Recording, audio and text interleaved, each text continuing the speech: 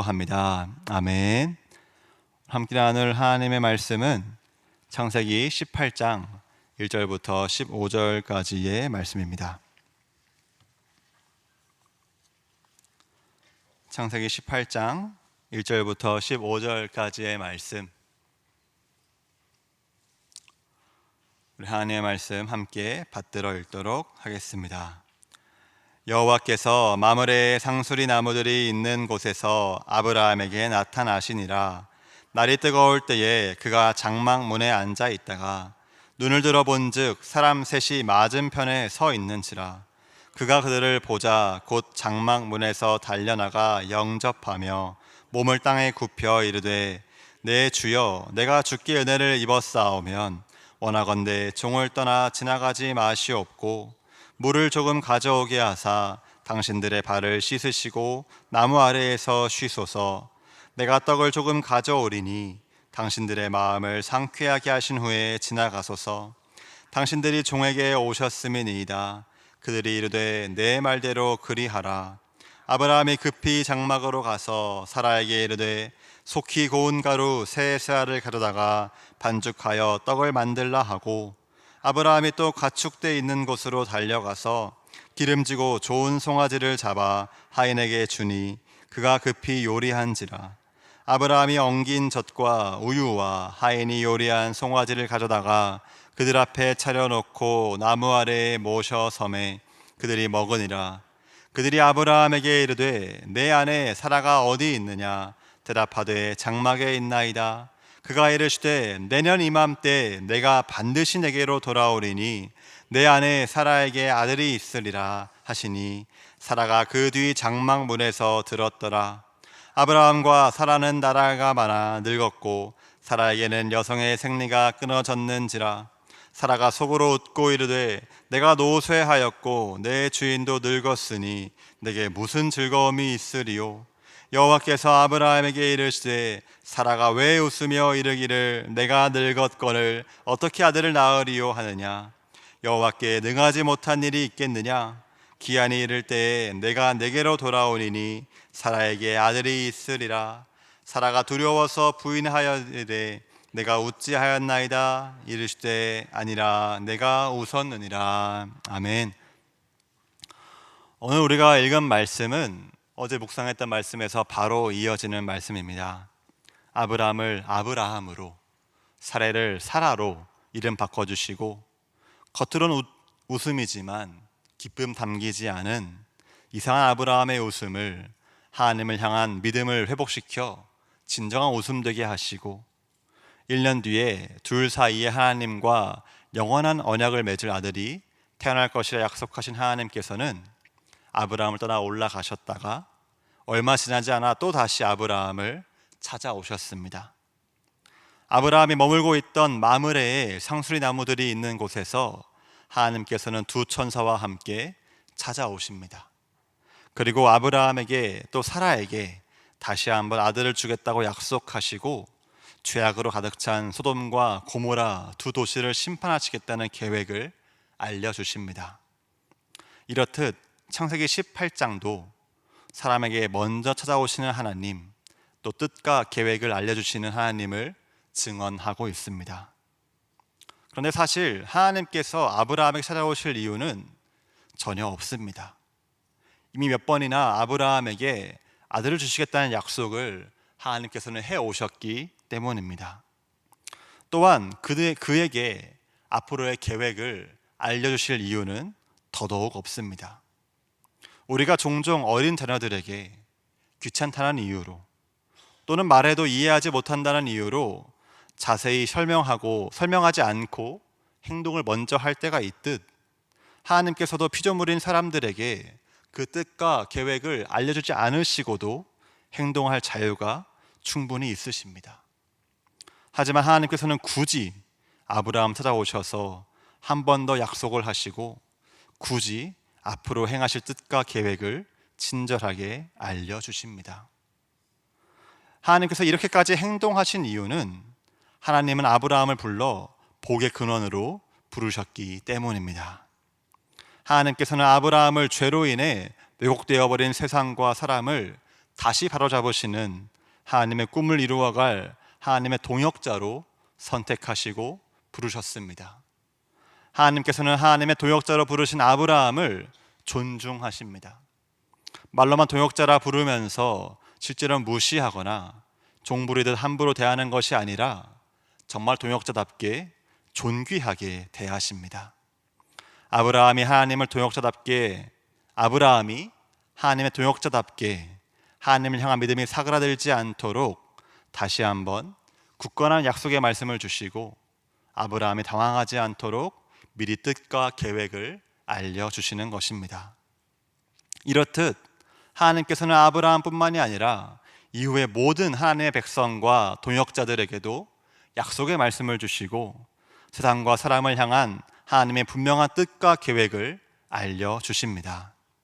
그래서 아모스 선지자는 주 여호와께서는 자기의 비밀을 그 종 선지자들에게 보이지 아니하고는 결코 행하심이 없으리라 라고 선포하기도 하였습니다. 지금 이 자리에 있는 우리도 하나님의 동역자로 부름받았습니다. 하나님께서는 우리도 존귀히 여기시기에 우리에게도 기록된 성경 말씀을 통해 분명한 하나님의 약속과 뜻을, 계획을 알려주고 있으십니다. 굳이 우리를 찾아오시길 선택하시는 하나님, 은혜 베푸시는 하나님께 감사와 경청과 순종으로 반응할 수 있는 우리가 되길 바랍니다. 그런데 오늘 본문 말씀을 자세히 살펴보다 보면요, 성경이 하나님의 은혜뿐만이 아니라 아브라함과 사라가 보인 반응에도 큰 관심을 보이고 있음을 발견하게 됩니다. 우리도 오늘 이 둘이 보인 반응에 초점을 맞춰보기를 원합니다. 먼저 아브라함을 살펴볼까요? 본문 2절에서 아브라함이 눈을 들어 봤을 때에 사람 셋을 발견했다고 기록된 것처럼 하나님께서 아브라함을 찾아오셨을 때에 아브라함은 처음에는 자신을 찾아오신 분이 하나님이신 줄을 전혀 알아차리지 못합니다. 그저 지나가는 나그네 정도로 생각했다는 거죠.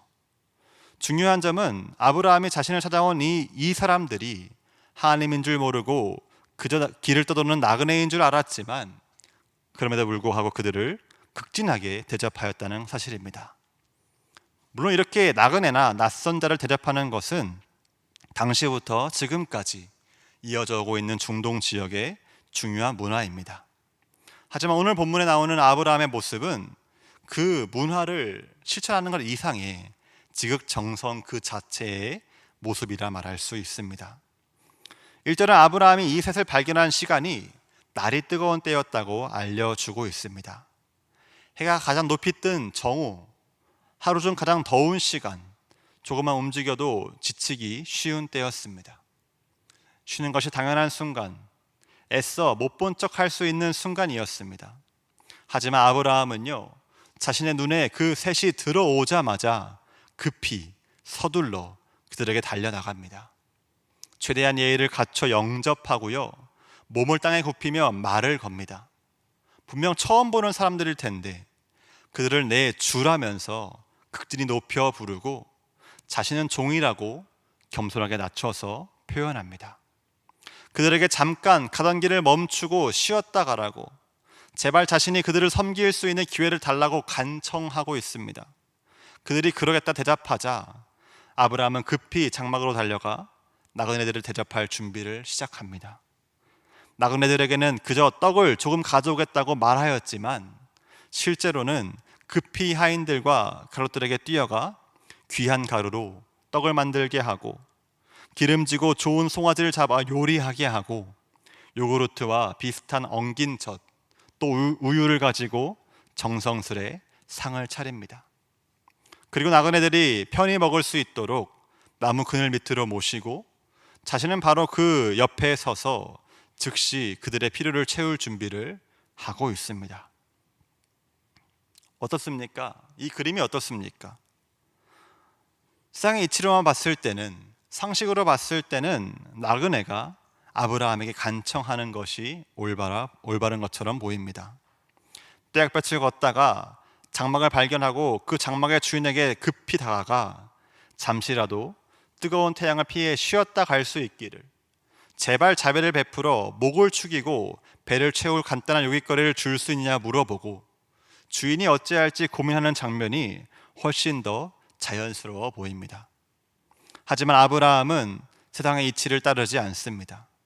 오히려 그와 정반대로 행동합니다. 자신이 가진 최고의 것들로 최선을 다해 나그네를, 처음 보는 사람을 극진하게 대접합니다. 아브라함이 이렇게까지 아낌없이 나그네를 대접할 수 있었던 이유는요, 단 한 가지였습니다. 바로 하나님께서 지금까지 자신을 어떻게 대해 주셨는지를 잊지 않고 기억했기 때문이었습니다. 하나님께서는 수많은 사람 중 아브라함을 바라보시고 선택하시고 다가오시고 말씀하였습니다. 이 하나님의 선택에는 아브라함이 가지고 있던 어떤 조건의 능력도 작용하지 않았습니다. 하나님께서는 상식적으로는 설명할 수 없는 이유로, 즉 순전한 은혜로 아브라함을 부르셨습니다. 또한 아브라함이 애굽 왕이나 가나안 땅 왕들로부터 목숨을 구해주셨고요, 많은 재물을 가질 수 있도록 계속해서 큰 복을 아낌없이 베풀어 주셨습니다. 세심하게 돌보아 주셨고 모든 필요를 채워 주셨습니다.